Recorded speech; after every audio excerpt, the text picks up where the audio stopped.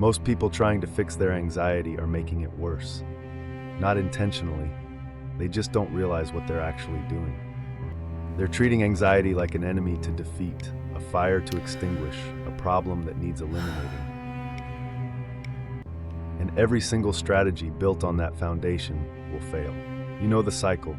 Something triggers the feeling. Maybe your heart starts racing before a presentation. Maybe Sunday night dread settles in your chest. Maybe you wake up already anxious and don't even know why. And immediately, before conscious thought, your mind starts working on solutions. You download the meditation app, you cut out caffeine, you try breathing exercises at 2 a.m. when your thoughts are racing. You read articles, you watch videos, you try everything everyone says will help, and some of it works for a little while. Then anxiety comes back. Of course it does, and you think, I must be doing it wrong, or this doesn't work for people like me, or maybe I'm just broken. But what if the entire approach is backward? Here's what almost everyone gets wrong about anxiety. They set the goal of feeling less anxious, and that seems reasonable. Anxiety is uncomfortable. You want it gone. But when your goal is to feel less of something, you have to cut things out of your life. And as your world shrinks, anxiety actually grows. This is called dead people goals. The only people who don't feel anxiety are dead people. So if your only goal is to not feel anxious, you're essentially trying to feel nothing. And feeling nothing requires doing nothing. What you need isn't less anxiety. What you need is a life worth being anxious about. A reason to face the discomfort. Something you care about more than you care about feeling comfortable. This is where most people quit before they even start, because identifying that reason, your why, requires something uncomfortable. It requires hope. Deep dive, the 5 steps, why the mind does this. Step 1, start with your why. Step 1 is the foundation everything else is built on. You need to know what you're doing this for, not what you're trying to escape, what you're trying to build. Researchers studied 8th graders auditioning for school plays and trying out for sports teams. Half the kids rated their anxiety at a 7, 8, or 9 out of 10. But some of them auditioned anyway. The kids who auditioned despite terror said, I had to face my anxiety to get into the play. It was the only way forward. The kids who didn't try said avoiding the audition was the only way to make their anxiety disappear. Same fear, opposite choice. So before you try any technique, any strategy, any fix, you need to answer one question. What kind of life do you actually want to be living? Not a life without anxiety. What do you want to do? Who do you want to become? What matters to you? Write it down, visualize it, feel what it would be like. Because you're going to need that anchor. This isn't about positivity or motivation. It's about identifying what you care about, more than you care about feeling comfortable. Step 2, stop avoiding. This is what anxiety tells you to do. Avoid the presentation. Avoid the party. Avoid the phone call. And every time you listen, you confirm to your brain that the situation was dangerous. Your anxiety was right. You were saved, except you weren't in danger. You were just uncomfortable. Every time you avoid discomfort, you teach your brain the situation was actually dangerous, confirming anxiety's false alarm system. But when you step through discomfort anyway, you prove to your nervous system it can handle more than anxiety claims. Think of it like stretching your body.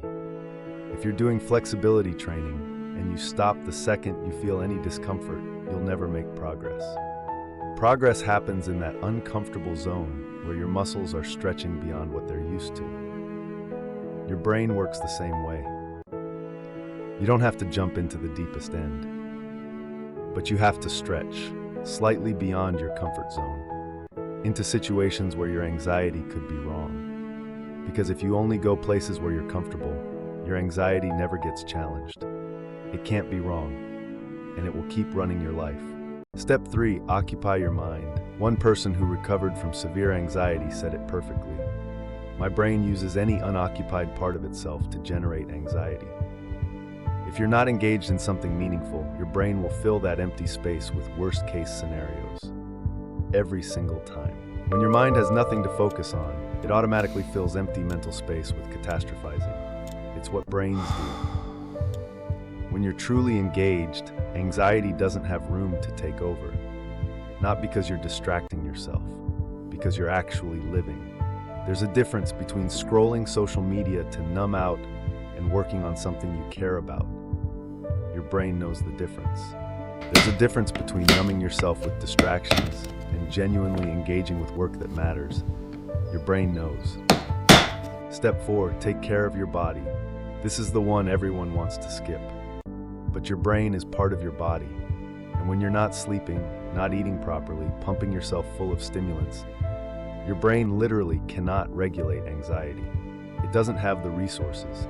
Someone who overcame severe anxiety said they were drinking 3 espressos a day while trying to manage panic attacks. Stimulants make your brain think faster. They don't make it think better. If your brain naturally produces anxious thoughts, caffeine just supercharges that production. You've essentially given your anxious mind rocket fuel. Running on poor sleep and excessive caffeine while trying to manage anxiety is like trying to calm down while drinking rocket fuel. Good morning. Your brain needs 3 foundations to regulate emotion: adequate sleep, proper nutrition, and moderate stimulant use, non-negotiable. Sleep, nutrition, and moderate stimulant use aren't optional add-ons. They're the foundation. Without them, your prefrontal cortex, the part of your brain that regulates emotion, goes offline. And what takes over? Your amygdala, your danger detection system, the part that runs on worst-case scenarios. You can meditate, journal, and breathe all you want. If you're running on 4 hours of sleep and 3 energy drinks, your nervous system is already in crisis mode. If you're finding value in these steps, subscribe to the channel and hit the bell icon so you don't miss future content on managing anxiety and building a meaningful life. Integration, living with it. This isn't about eliminating anxiety. That's still the wrong goal. This is about building a life so worth living that whether you feel anxious becomes secondary. Not because feelings don't matter, but because what you're building matters more. The goal isn't eliminating anxiety. It's building a life so worth living that anxiety becomes one factor among many, not the only one. All right, this is important. Let's start with the key objectives of this project. You'll still have anxious moments. Days when your heart races before the presentation. Times when you have to talk yourself into walking through the door. Mornings when you wake up already worried. That's not failure. That's being human. The difference is what you do next. These 5 steps have helped people change their relationship with anxiety. If this resonates with you, subscribe to the channel for more evidence-based strategies on mental health and personal growth. The 8th graders who auditioned despite being terrified, most of them were still anxious at the next audition. But they tried again, because they knew something the other group didn't. The goal wasn't to stop feeling anxious. The goal was to be in the play. The kids who kept auditioning were still anxious each time, but they knew the goal was being in the play, not feeling fearless. In. 1, 2, 3. Out. 1, 2, 3. Again. Your why has to be bigger than your discomfort. Not because discomfort doesn't matter, but because your life matters more. When you know what you're building, what relationships you want, what work engages you, what kind of person you want to become, anxiety becomes one factor among many, not the deciding factor. Step 1, start with your why. Step 2, stop avoiding. Step 3, occupy your mind with what matters. Step 4, take care of your body. Step 5, ask for help. These aren't tricks to eliminate feeling.